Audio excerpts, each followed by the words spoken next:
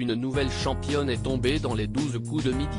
Présente dans l'émission depuis 7 jours, Elisabeth repart avec la jolie somme de 11 900 €. Découvrez sa réaction après son élimination. Son sourire et sa gaieté ont marqué le plateau des 12 coups de midi. Ce mardi 14 mars, Elisabeth, intronisée maître de midi, après avoir pris la place de celle qui avait fait chuter Florian, est tombée. La Corse, qui a réussi 2 coups de maître et formulé 2 propositions face à l'étoile mystérieuse repart avec la jolie somme de 11 900 € de gain. Mais alors qu'elle ne tenait plus que sur un fil depuis quelques émissions, la jeune femme s'est trompée à 2 reprises dès la manche d'ouverture. Elle a alors décidé de défier Reda, une autre concurrente en duel. Un affrontement que ce dernier a remporté.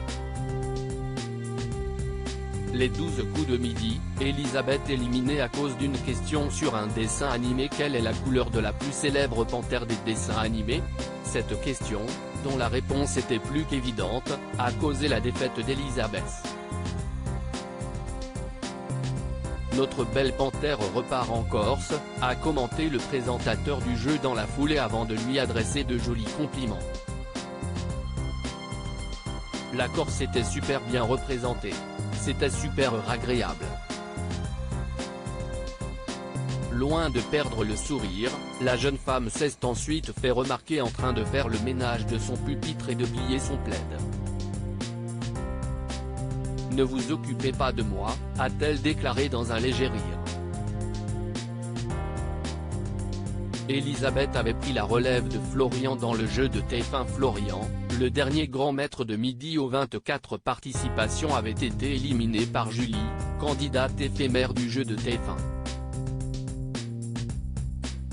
En réaction à sa défaite, le jeune homme avait indiqué pour Télé Loisirs qu'il espérait que cette dernière aille le plus loin possible. Bon, elle a été éliminée le lendemain, avait-il regretté.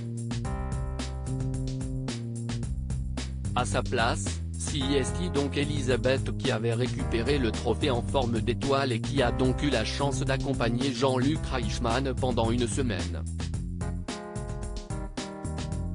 Le temps pour elle de se présenter 2 fois face à l'étoile mystérieuse et proposer les noms de Michel Sardou et Kate Middleton.